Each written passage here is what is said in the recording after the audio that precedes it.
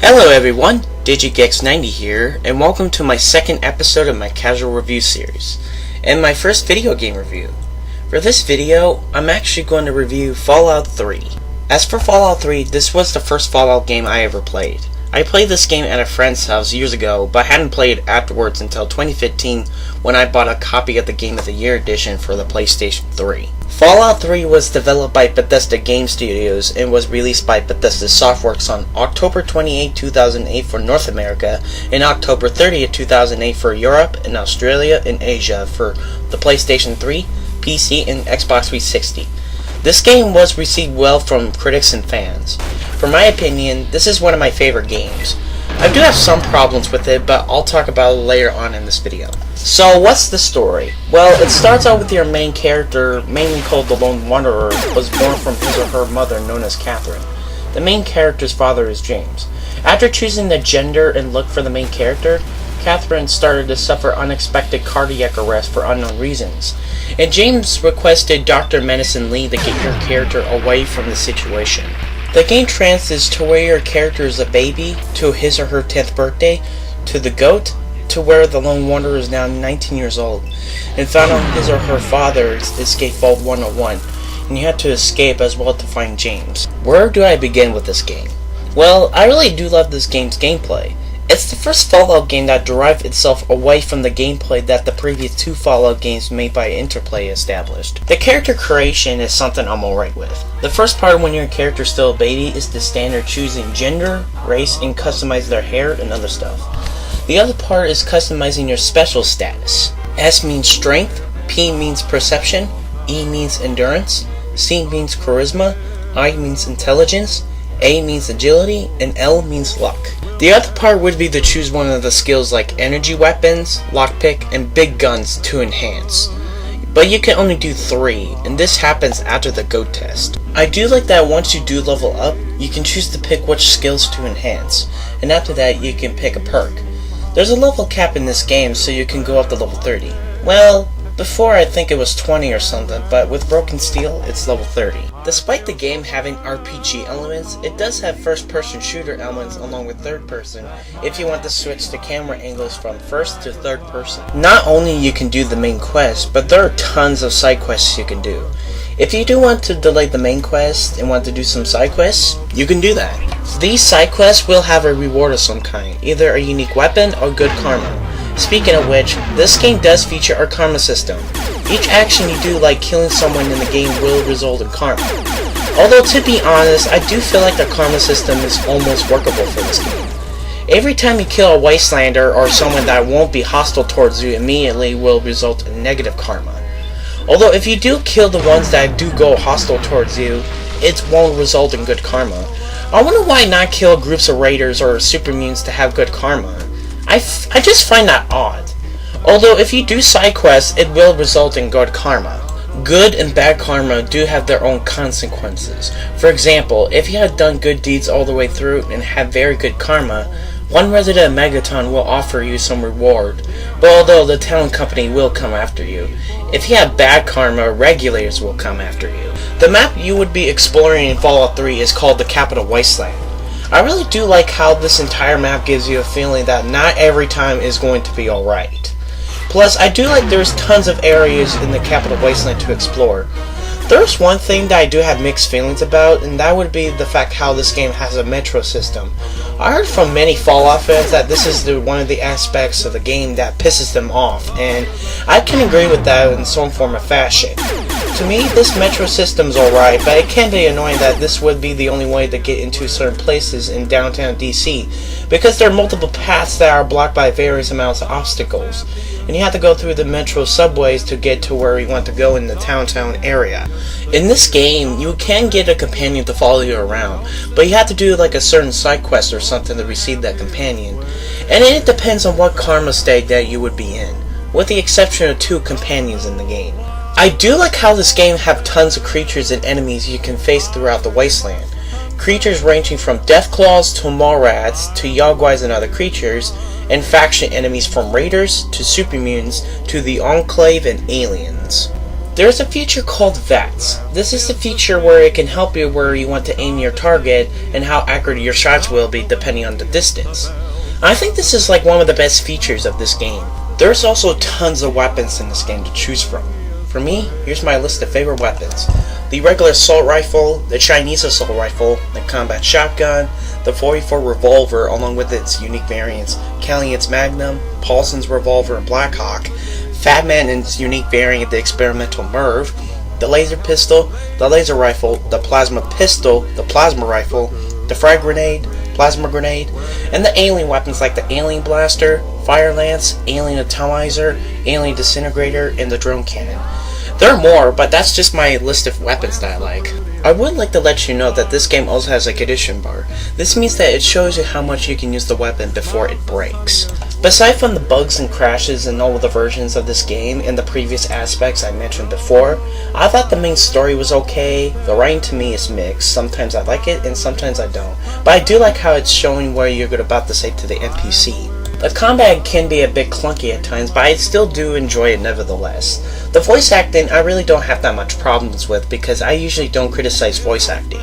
I really don't like how the unique variants don't have that much standing out. Other than status changes and effect changes, most of the time it just looks like the unique variant is the standard model, and you can't even figure out how it is unique unless if you look online or something.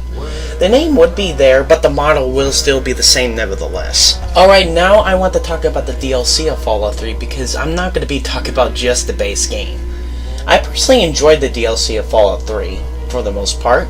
Here's my list from my most favorite to my least favorite DLC. Number 1 would be Mothership Zeta, number 2 would be Point Lookout, number 3 would be Operation Anchorage, number 4 would be Broken Steel, and number 5, which is my least favorite DLC, The Pit. Let's start with Mothership Zeta. The story is that the Lone Wanderer picked up the signal called Recon Craft Theta Beacon, and this signal leads to the crash site. Upon close approach, you get picked up by a highly advanced beam from a mothership in space. The first time your character wakes up, it appears you've been abducted by aliens. Should it sound obvious since this DLC is called Mothership Zeta? Anyways, they were performing some sort of experiment which also involved removing everything except for your Pip-Boy. When you wake up the second time, you're in prison next to Soma. Your entire objective is trying to find a way off the mothership with Soma, Sally, Elliot, Paulson, and Toshio, who is a samurai. I did like how this expansion DLC takes place in outer space. It's actually fitting considering aliens are part of the 1950s culture that the entire franchise is aimed at. The design of the aliens are typical, but for a game like this, I actually like it.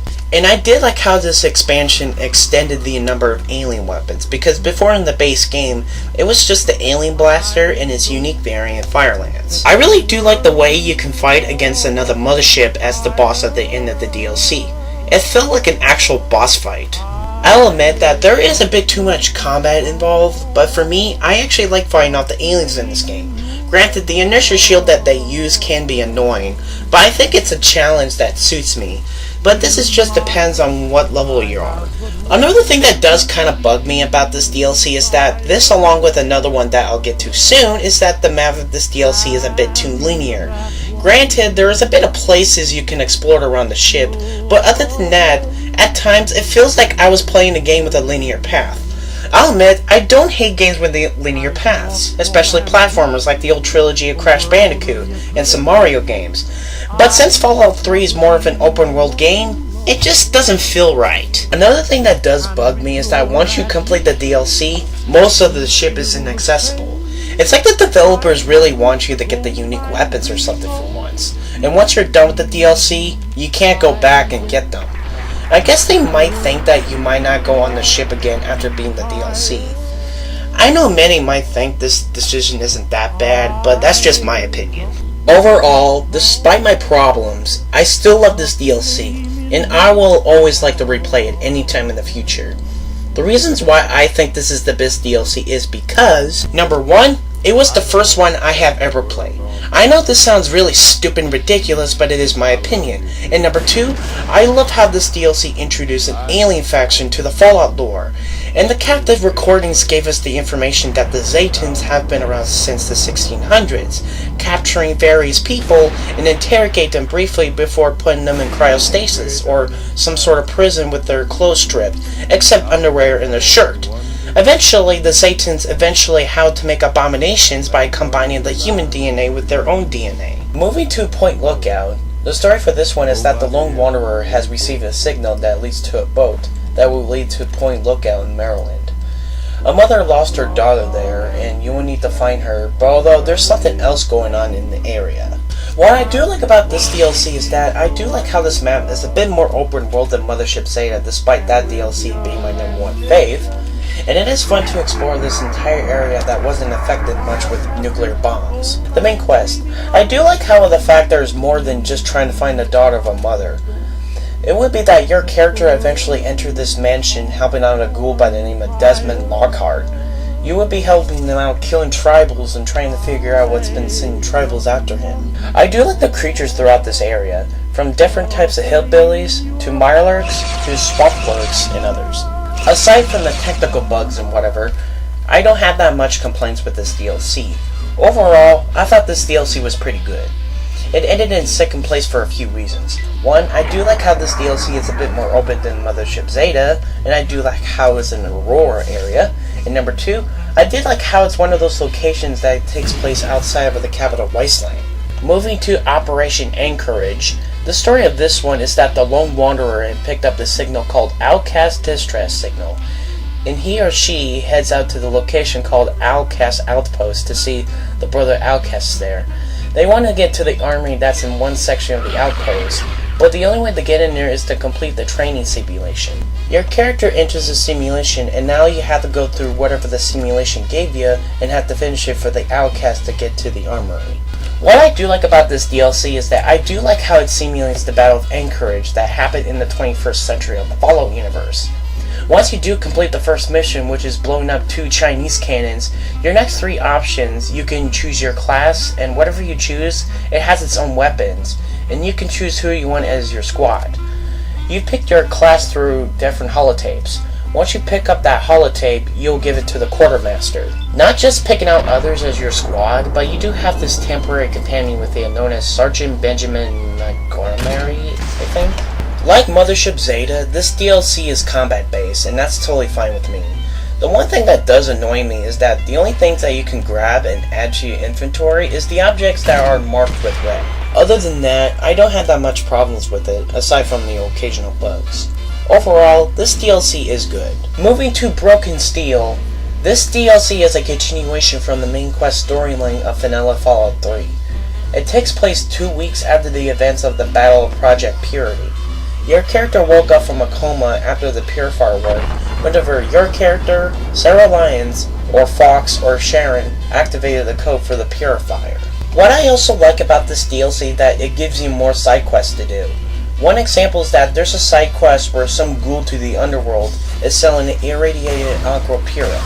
And once you buy one from the ghoul, you need to find out who gave him the irradiated Aqua Pura. Another thing I do like about the DLC is what I said before, that this DLC extends the level cap of the player character from 20 to 30.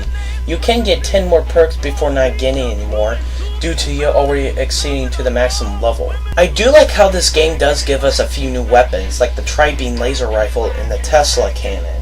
What I don't like about this DLC is that we don't get a ton of new areas to explore. As far as I know, there's only about like 2 or 3 areas. One would be the area where you fight the Enclave, although Liberty Prime gets destroyed by satellite missiles. The other would be this metro tunnel you'll go through. And the last one is the Adams Air Force Base, where the other half of the East Coast Enclave are. What I don't like about this DLC is that we don't get a ton of new areas to explore. As far as I know, there's only about like 2 or 3 areas. One would be the area where you fight the Enclave, although Liberty Prime gets destroyed by satellite missiles. The other would be this metro tunnel you'll go through. And the last one is the Adams Air Force Base, where the other half of the East Coast Enclave are. Other than that and the glitches that could occur, I don't have that much problems with this DLC. Overall, I thought this DLC is very decent, although I do enjoy the other DLCs a bit more. Last but least, we're going to talk about The Pit. The story for this one is that your player character pick up the signal made by Warner, and he wants anyone who pick up the signal to help him out with a problem in Pittsburgh. It turns out that Pittsburgh is controlled by a man named Asher, who was a Brotherhood of Steel member when Lions Pride arrived there some years ago. Now he controls Pittsburgh with his army of raiders and slavers. Warner was Asher's right-hand man, aka second in command, before he decided to try to overthrow him because of a certain disease he created. He wants your help of getting the cure for this disease that is infecting the slaves, and if they stand it for some long period of time, they become a trog. Now your objective is to infiltrate the pit and try to impress Asher so you can be able to retrieve the cure of the disease. The only things I did like about it is the setting, the hole, which is this arena they came up with to fight against 3 of the best fighters of this arena, and a few weapons like the unique metal blaster and the silenced assault rifle, the infiltrator. But besides from them, nothing else in this DLC doesn't really impress me that much. Not even Asher, the raiders, and the other characters. Although I guess you can tell that this DLC isn't for me. For those who like this DLC, I'm totally fine with it if you do like this DLC as your number 1 fave or somewhere in between. But however, despite this DLC being my least fave with Fallout 3, I do prefer this DLC than one in New Vegas, but I'll get to that in a future video. Another thing I forgot to mention is that I really did like how the pit inspired this fanfiction author named K-Cat to make it as a setting for the fanfiction Fallout Equestria. Overall, I really do like Fallout 3. I do recommend you should try to get this. Either you can buy a copy of the PS3 version, the Xbox 360 version, or the PC version either from Steam or get it in a different way.